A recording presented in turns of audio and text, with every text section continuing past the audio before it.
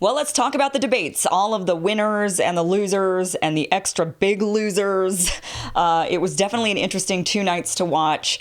All in all, I will say just right out of the gate, all of the winners were women from the last 2 debates. I would say the winners were from night 1, Tulsi Gabbard and Elizabeth Warren. Also night 2, Kamala Harris and the surprise winner, Marianne Williamson, actually. So let's get into why I think these 4 women were the big winners. Well, first of all, you have to ask, what is a big win when it comes to a debate? I mean, there's no scorecard. It's not like they even use an applause meter or anything like that. So it's really kind of tough to gauge who wins a debate. But you kind of have to think of it from a candidate's perspective. What are they looking to get out of these debates?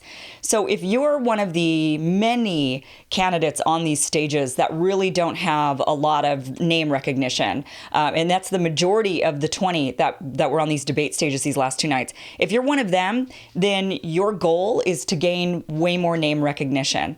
And if you're one of the big ones, which is why I think Tulsi Gabbard and Marianne Williamson actually won those 2 debates, because Tulsi ended up being the most Googled name from the night 1. Cory Booker was also Googled quite a bit, but when you actually look at what was Googled about Cory, it was, is he married? Is he single? So there was a lot of women who were thinking Cory was pretty cute, apparently. But with Tulsi, it was, who is Tulsi Gabbard? And a lot of people, and then it ended up being that she was the most Googled name from debate night 1. And that is a huge win for a person like Tulsi, who is looking to gain more name recognition in these debates. So if you're a smaller candidate, you're not a big Kamala Harris or Joe Biden or Bernie Sanders, you're looking to get your name out there even more. So that was a huge win. If people are interested in you, that's a win. Now, Marianne Williamson, what was interesting about her was night 2. Now, I get it. With Marianne Williamson, she ended up being the most Googled name. So for her, this was also a really big win. Now, I understand that with Marianne, people were kind of poking fun. They were thinking that she's this ethereal, like unicorn, rainbow, crystals, Care Bear stare. You know, there was all of this stuff. People were thinking that Marianne Williamson smoked a lot of weed before she went on the debate or whatever. But you know what? It doesn't matter. Actually, it doesn't matter. Whatever they were Googling or why, if they were making fun of her, that is okay, because that's a win. What you're wanting when you're Marianne Williamson is for people to know you're in the race. You want them to know your name. You want them to know you're there. And that is exactly what happened after night 2 of the debates. People were like, who is this woman? And now everybody knows that she's a presidential candidate in the race. That's what everybody knows. That is a massive win for somebody, especially like Marianne Williamson, who is probably arguably the smallest of all the candidates to be on the debate stage last night, the last couple of nights, actually. So, yeah, I think Marianne Williamson walked away as a huge winner. Tulsi Gabbard walked away as a huge winner. Now, the other 2, if you're one of the bigger candidates, so if you're a Joe Biden, a Kamala Harris, a Cory Booker, Klobuchar, Elizabeth Warren, if you're one of the candidates with a lot of name recognition, a win for you is a little tougher to gauge. It's more about knocking off one of your opponents. You already have a lot of name recognition. People are already kind of looking into you. That's not your struggle. Your struggle is you're competing with other big names. So Elizabeth Warren didn't really have any competition night 1 as far as anyone trying to knock her off her pedestal. She didn't really have any other progressive. It would have been really interesting to see Bernie and Elizabeth duke it out, because they're the ones who are closest in ideology. Somebody who could have potentially taken Elizabeth Warren down would have been Amy Klobuchar, because she's kind of like this, let's take a centrist approach, let's be pragmatic. And Elizabeth Warren says, hey, let's change the whole system and make it fair. It's all rigged. So Amy Klobuchar could have been the one to potentially knock Elizabeth Warren out, but she didn't. Cory Booker also could have potentially knocked Elizabeth Warren out, but he didn't. Now, he did really well. Cory has gotten a lot of flack for being in with big pharma and big insurance. And where he really shined, I think, on the debate stage was he seemed very authentic. He came across as genuine. People really loved that. And also he denounced big pharma and said that he would hold them criminally accountable for the opioid crisis and other issues. So that, and it sounded like he was pretty authentic about it. So Cory Booker actually walked away with a win, but but I wouldn't say he was the winner. I would still say Elizabeth Warren was the winner because nobody was able to knock her down off of her pedestal. Julian Castro also was one of the winners. Well, he also did, he had a great showing. I wouldn't say he was a winner. He had a great showing after debate night one because, he was also one of those no-name, not a lot of people knew who he was. And Beto O'Rourke is a name that more people know. And Julian Castro knocked out Beto O'Rourke during that debate. Now, I don't know how much this is really going to hurt Beto or really help Julian, which is why I wouldn't say it was a win for Julian Castro, because I don't know what the crossover for the voters would be with those two. I feel like somebody who's going to vote for Beto, if they're not going to vote for him, they're going to go vote for Buttigieg. I don't know if they're going to go and vote for Castro instead. I think they're kind of playing in different pools with voters. So Julian Castro knocking Beto down. Now, what he did show is that Beto really didn't have much of a platform. I mean, he couldn't back up his stances. He wasn't very aggressive. He wasn't very firm. So Julian Castro definitely showcased that aspect of Beto. But I don't think the voters necessarily transfer over.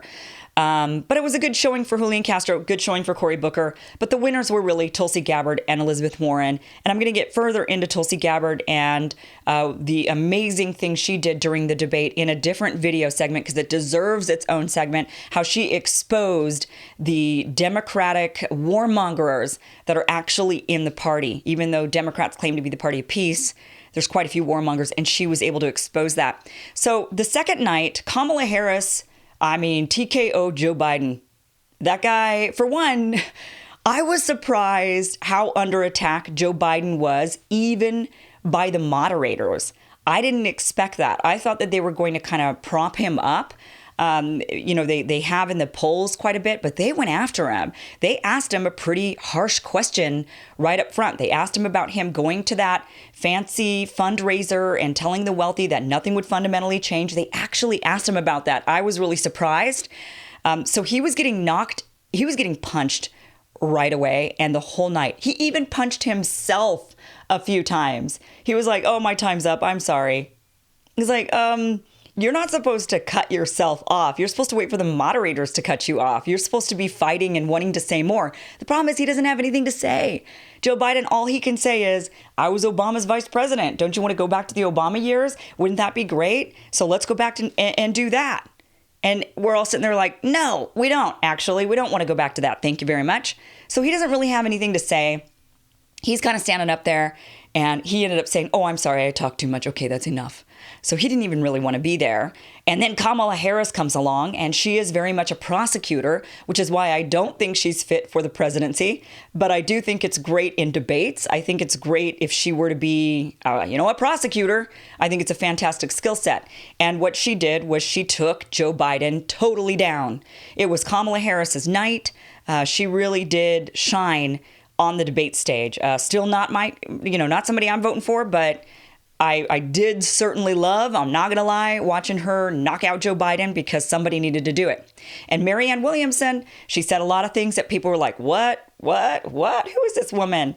And that worked because at the end of the night, everybody was Googling her. She has way more name recognition now. People know she's in the debates and in the race, and that is a huge win for Marianne Williamson.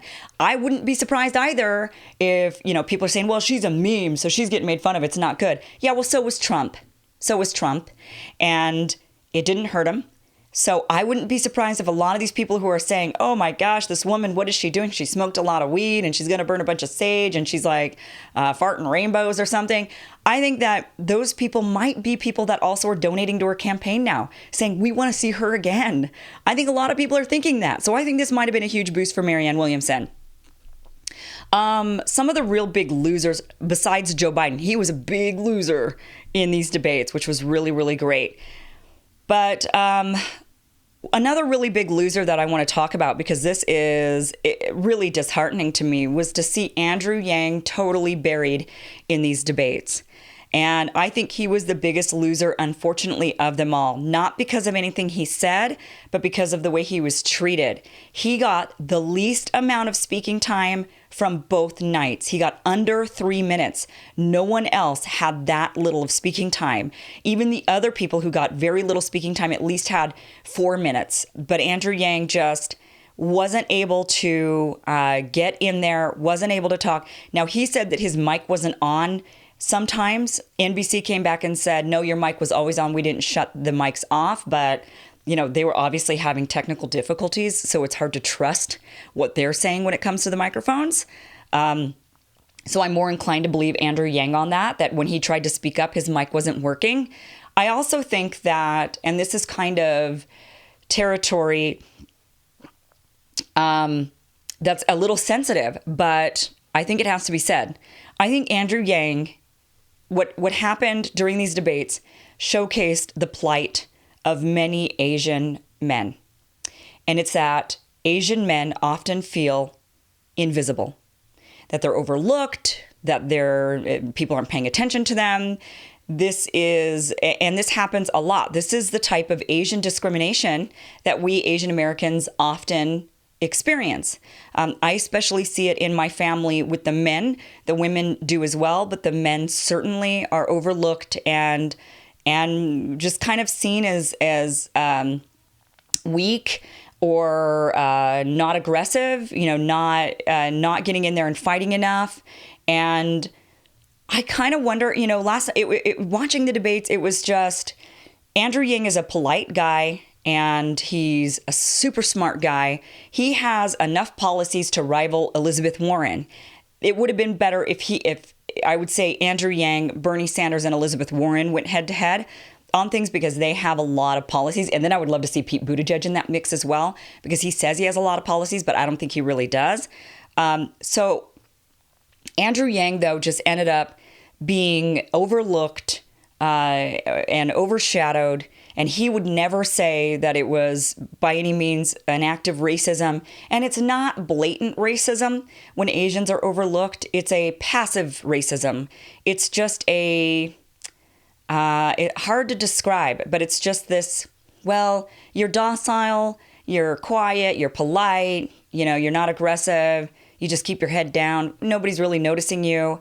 And that's kind of the issue, even when you look at the Harvard lawsuit, the students that are suing Harvard, when Harvard said, oh, Asians don't have personality, Asians are lacking in that department. And that I feel like that's kind of what we witnessed as America last night on the debate stage. I don't know if we've ever had another Asian candidate running for president. So that was my beef with watching this as an Asian woman.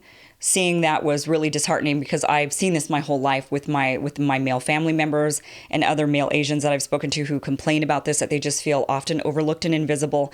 And that's kind of what happened to Andrew Yang last night. Really unfortunate. The guy has a lot to say. What we can do now to help Andrew Yang remain on the debate stage is to continue getting his message out there by helping him get more donations. He needs more individual donors, and he's going to need more help from media in order to continue getting his name out there so that he can maybe get a boost in the polls. But it was definitely not good during the debates. So that was super, super unfortunate to see. Okay. That is kind of what I took away from the debates. Would love to get your thoughts. What did you get from the debates? You can comment down below. Love to hear your perspective on things. I've been watching mainstream media, reading all of their news, and their takeaways were totally different, who they thought the winners and losers were. They didn't even really mention Tulsi Gabbard or Marianne Williamson as winners. I think they're wrong on that. They were going based off of who had good ideas. That's not what it's about. Sorry, guys. It's not about good ideas. It's about who can get the most recognition. And you should have learned that with Donald Trump. That's what you should have learned. So mainstream media, when you're going out there and saying who the winners and losers are, you got to start thinking with your brain. Stop thinking, well, it's what I liked. It's not necessarily what you liked. It's what actually ended up resonating with the people and trending. That is what matters. That's how you can determine who won a debate. So what will also be a big determinant is who can fundraise from this. So if there were any boosts from the campaigns and funding, that will be a big indicator. They haven't released any of that. But I would love to see those numbers of how many individual contributions were given to each candidate during and after the debate. That would be a real indicator of who won. That would probably be the best indicator of who won in the realm of winning. Getting name recognition out there like Marianne Williamson is huge for someone like her. But really, not only do you want people to know you exist, you want them to then support your message. So that would be really important for her. The polls, they're, I'm sure, going to come out. I'm sure there's going to be some boosts for some candidates, but you can't trust the polls. So that's that. All right. I want to show you what I'm wearing. So I'm wearing a shirt. It's Super Progressives. Oh, sorry. You can see this, Super Progressives. So this is really cute, and I just want to give them a shout out. I am not affiliated with this company in any way, shape, or form. I don't get any money from this. I just think it's so cute, and I'm super flattered to be included in this bunch of superheroes. So you can see I am right here. And you can look online. I'll put the link to this company down below. But they include, Bernie Sanders. You've got Tulsi Gabbard here, AOC. You've got Nico House, Kyle Kalinske, Jimmy Dore, Cenk. You've got Rashida Tlaib, Ilhan Omar. Who else is here? Pramila Jayapal. I don't know if Marianne Williamson is right here. So it's just so cute. They've got mug. Oh, I can show you my mug. Here's my mug. This is the one of just me. I don't know. It's kind of fuzzy. That's just so you can order this with whoever you like. Individual with whoever you like, or the big group. And I just think it's so cute. So you can support your progressives, your progressive shows, your progressive candidates. Show your love and support by ordering some of this swag. Again, I'm not affiliated. I don't make a dime off of this. I just think it's so cute. I'm super flattered. So I've been drinking out of my mug every day and wanted to show this to you guys. So, all right. Thank you so much for watching. The link is down below. And coming up, I do have another video regarding Tulsi Gabbard and how she just really exposed the neocons that are within the Democratic Party. That is coming up.